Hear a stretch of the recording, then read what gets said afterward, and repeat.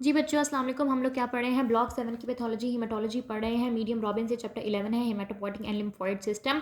हमने अपने RBC disorder start किए हुए थे and we were studying haemolytic anaemia यानी कि आरबीसीज के डिस्टॉर्शन यानी आरबीसी की हिमोलिसिस की वजह से होने वाला एनीमिया।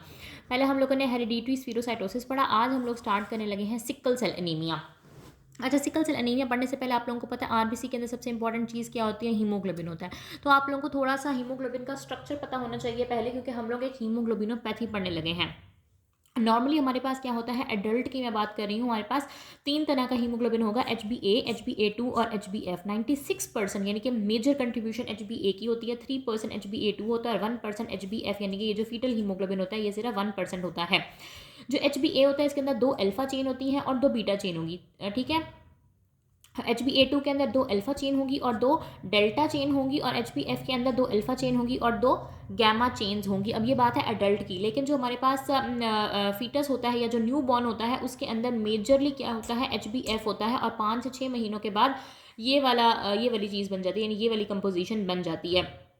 स्ट्रक्चर ऑफ हीमोग्लोबिन आप लोगों को समझ आ गया। अब हम पढ़ते हैं कि हीमोग्लोबिनोपैथीज क्या होती हैं। हीमोग्लोबिनोपैथी बेसिकली हमारे पास ग्रुप ऑफ हेरिडिटरी डिसऑर्डर्स यानी किसी भी ऐसे इनहेरिटेड डिसऑर्डर को हेरिडिटरी डिसऑर्डर को बोल रहे हैं जिसके अंदर हीमोग्लोबिन के अंदर स्ट्रक्चरल एबनॉर्मेलिटी आएगी। तो ये हम लोगों ने नॉर्मल स्ट्रक्चर पढ़ा हीमोग्लोबिन का। अब हम बात करें हीमोग्लोबिनोपैथीज की, तो वो क्या होते हैं? हेरिडिटरी डिसऑर्डर्स होते हैं जिनके अंदर क्या होता है, म्यूटेशन की वजह से, इनहेरिटेडली म्यूटेशन की वजह से हीमोग्लोबिन का स्ट्रक्चर तब्दील हो जाता है, स्ट्रक्चरली क्या हो जाता है, वो एबनॉर्मल हो जाता है। चलें जी, अब हम बात करते हैं सिकल सेल एनीमिया की, जो हमारा टॉपिक है। सिकल सेल एनीमिया क्या है? ये भी एक हीमोग्लोबिनोपैथी है, यानी कि इसके अंदर भी हीमोग्लोबिन के स्ट्रक्चर के अंदर डिफेक्ट आएगा, स्ट्रक्चर के अंदर चेंज आएगा और ये एक इनहेरिटेड डिसऑर्डर है जो कि अफेक्ट कर रहा होता है स्ट्रक्चर ऑफ हीमोग्लोबिन को। इसके अंदर जो हीमोग्लोबिन ए है, जो हमारे पास मेजर हीमोग्लोबिन था ना, यहाँ पे 96% HbA, ये हीमोग्लोबिन रिप्लेस हो जाएगा HbS के साथ। S stands for sickle. और इस डिजीज़ के अंदर जो आरबीसीज का लाइफ स्पैन होगा वो 120 डेज़ की बजाय 20 डेज़ यानी कि 1/6 ऑफ द नॉर्मल रह जाएगा। अब हम इसकी पैथोजेनेसिस की बात करते हैं कि बेसिकली इसके अंदर हो क्या रहा है। जो हमारे पास हीमोग्लोबिन ए है ना, नॉर्मली उसकी पोजीशन 6 पे, उसकी बीटा ग्लोबिन चेन के अंदर उसकी पोजीशन 6 पे, हमने पता ना कि 2 अल्फा चेन है और 2 बीटा चेन है। अब 2 बीटा चेन्स में से एक बीटा ग्लोबिन चेन की पोजीशन 6 पे, अब ये आपको पता नहीं, ये प्रोटीन है, प्रोटीन किससे बनी हुई होती है? अमाइनो एसिड से। तो haemoglobin A beta globin chain position 6 पे जो ग्लूटामेट अमाइनो एसिड है इसकी जगह वेलिन लग जाएगा। ठीक है, ये पॉइंट म्यूटेशन होती है, ग्लूटामेट की जगह वेलिन लग जाता है और इसकी वजह से HbA बनने की बजाय HbS बन जाते हैं, यानी कि सिर्फ एक अमाइनो एसिड के चेंज की वजह से हीमोग्लोबिन ए की बजाय हीमोग्लोबिन S बन जाएगा। अब हीमोग्लोबिन एस करेगा क्या? अब आपको पता है हीमोग्लोबिन का काम क्या होता है। हीमोग्लोबिन ने आपके तमाम जो बॉडी के टिश्यूज़ हैं वहाँ तक ऑक्सीजन प्रोवाइड करना होता है। अब ये क्या करेगा हीमोग्लोबिन के, जब ये ऑक्सीजन प्रोवाइड करके डीऑक्सीजनेट होगा ना, तो ये क्या करना शुरू कर देगा, ऐसे पॉलीमराइजेस के अंदर चेंजेस आने शुरू हो जाएंगे। कॉन्फॉर्मेशनल चेंज आने की वजह से हीमोग्लोबिन का पूरा स्ट्रक्चर पॉलीमराइज होना यानी कि ऐसे कंडेंस होना शुरू हो जाएगा, पॉलीमराइज होना शुरू हो जाएगा, जिसकी वजह से जो आरबीसी होगा, आरबीसी के अंदर क्या है, हीमोग्लोबिन है। हीमोग्लोबिन जब खराब हो रहा है तो पूरा आरबीसी भी खराब हो रहा है, आरबीसी डिस्टॉर्ट होना शुरू हो जाएगा, उसकी शेप तब्दील होनी शुरू हो जाएगी और सिक्कल यानी कि ऐसे दरांती की शक्ल का आरबीसी बनना शुरू हो जाएगा। नॉर्मली इसकी शेप क्या होती है, बाइकनकेव होती है। अब क्या हो गई, सिक्कल। तो सिक्कल शेप होने की वजह से आपको पता है कि ये जो हमारे पास ब्लड वेसल्स होती हैं उनके अंदर से खून गुजरना होता है, खून के अंदर आरबीसी होते हैं, तो जो आरबीसी जो है ना वो ब्लड वेसल के अंदर से गुजरने लगेंगे। तो इस सिक्कल शेप की वजह से इनकी अपनी हिमोलिसिस स्टार्ट हो जाएगी। ठीक है, इनकी क्या हो जाएगी, हिमोलिसिस स्टार्ट हो जाएगी, इस तरह एनीमिया डेवलप हो जाएगा। तो बेसिकली हुआ क्या कि जो हमारे पास हीमोग्लोबिन ए था उसकी बीटा ग्लोबिन चेन में पोजीशन 6 में ग्लूटामेट अमाइनो एसिड की जगह वेलिन लग गया, जिसकी वजह से HbA बनने की बजाय HbS बन गया। और जब ये HbS डीऑक्सीजनेट होगा तो इसके अंदर कॉन्फॉर्मेशनल चेंज आएंगे, हीमोग्लोबिन पॉलीमराइज होगा, जिसकी वजह से आरबीसी डिस्टॉर्ट हो जाएगा, इसकी शेप तब्दील हो जाएगी और इसके अंदर हिमोलिसिस स्टार्ट हो जाएगी। ठीक है, अब ऐसा नहीं होता कि ये फौरन से ही जो है ना वो डिस्टॉर्शन इसके अंदर स्टार्ट हो जाए।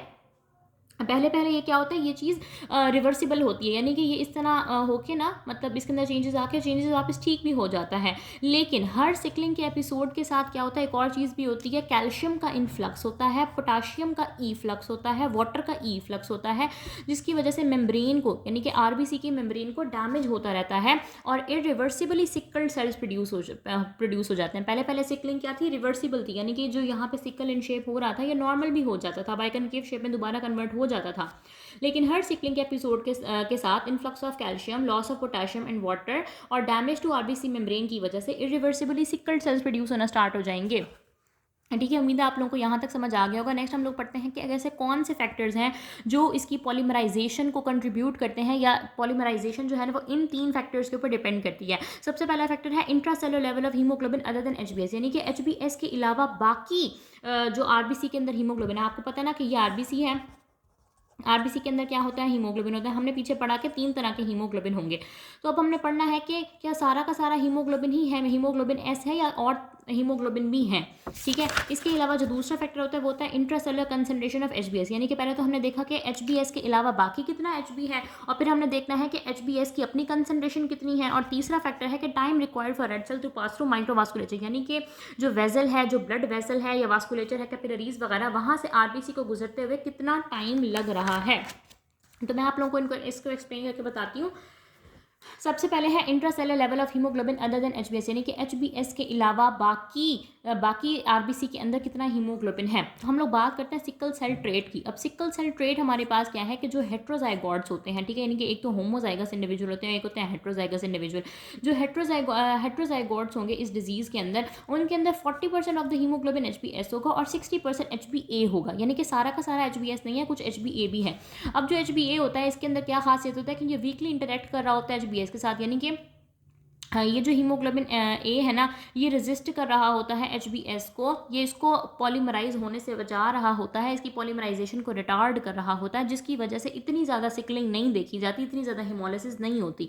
तो जो हेट्रोजाइगोट्स होंगे उनको हम बोलेंगे कि इनको सिकल सेल डिजीज़ नहीं है, इनको सिकल सेल ट्रेट है, क्योंकि इनके अंदर मेजरली क्या है, 60% एचबीए है, एचबीएस बहुत कम है। और जब एचबीए ज़्यादा है तो एचबीएस इतना ज़्यादा पॉलीमराइज नहीं हो पाएगा, जिसकी वजह से सिकलिंग के एपिसोड कम आएंगे और इतना ज़्यादा जो है ना वो सिम्टम्स नहीं आएंगे। इसके अलावा newborns with sickle cell anaemia, अब जिन बच्चों को, मैंने अभी बात की थी आपसे कि जो बच्चे होते हैं न्यू बॉर्न्स होते हैं, उनके अंदर एचबीएफ का लेवल ज़्यादा होता है, और एचबीएफ भी सेम उसी तरीके से एचबीएस को क्या कर रहा होता है, इसके साथ वीकली इंटरेक्ट करता है, इसको रिटार्ड कर रहा होता है, और 5-6 महीनों तक कोई सिम्टम्स नहीं आते, क्योंकि 5-6 महीनों तक बेबीज़ के अंदर जो मेजर हीमोग्लोबिन होता है वो हीमोग्लोबिन एफ होता है। ठीक हो गया।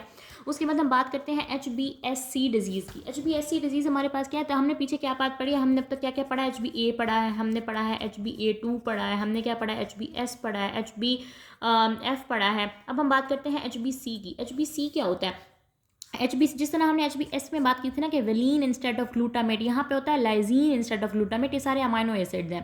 तो ये भी बेसिकली पॉइंट म्यूटेशन का नतीजा होता है, यहाँ पे ग्लूटामेट की जगह लाइजीन लग जाता है। अब बाकी जो दो थे HbF और HbA वो तो बहुत वीकली इंटरेक्ट करते हैं HbS, लेकिन ये HbS का दोस्त है। देखिए S और C दोनों की आवाज़ भी तकरीबन एक जैसी होती है। ठीक है, जो HbS है ये स्ट्रांगली इंटरेक्ट कर रहा होता है HbC के साथ, इसलिए जिन लोगों के अंदर HbC ज़्यादा, मतलब HbC की कंसनट्रेशन अच्छी खासी होगी, वो HbS को बड़ा स्ट्रांगली फेवर कर रहा होगा, और स्ट्रांगली इंटरेक्ट करने की वजह से सिम्टोमेटिक सिकलिंग होगी, इनके अंदर अच्छा खासा हेमोलिटिक अनीमिया डेवलप होगा। तो ये हमारे पास एक फैक्टर था, intracellular level of haemoglobin other than HbS। ठीक है, अगर आप लोगों को समझ नहीं आता तो वीडियो को जो है ना आप रिवाइंड करके देख लिया करो। नेक्स्ट आ जाता है जी इंट्रासेलुलर कंसंट्रेशन ऑफ HbS, यानी कि एक तो हमने पढ़ा कि HbS के अलावा बाकी कितना HbA, अब हम पढ़ रहे हैं कि HbS की अपनी कंसंट्रेशन सेल के अंदर कितनी है। जितनी ज़्यादा, अभी तो आम सी बात है कि जितनी ज़्यादा कंसंट्रेशन होगी ना हीमोग्लोबिन एस की, उतनी ज़्यादा पॉलीमराइजेशन या फिर उतनी ज़्यादा सिकलिंग होगी। ठीक है, अब कोई भी ऐसा फैक्टर जो कंसंट्रेशन ऑफ HbS को बढ़ाए, इनडायरेक्टली वो पॉलीमराइजेशन को बढ़ाएगा। फॉर एग्जांपल अगर रेड सेल डिहाइड्रेशन हो जाए, हमें पता ना कि एक जो सेल होता है उसके अंदर 70% क्या होता है, वाटर होता है। ठीक है, किसी भी सेल के अंदर। अब जब रेड सेल की डिहाइड्रेशन हो जाएगी तो इसके अंदर क्या है, वाटर है, इसके अलावा हीमोग्लोबिन है, दूसरी चीज़ें भी होती हैं, हम अभी बस इन दो चीज़ों की बात करते हैं।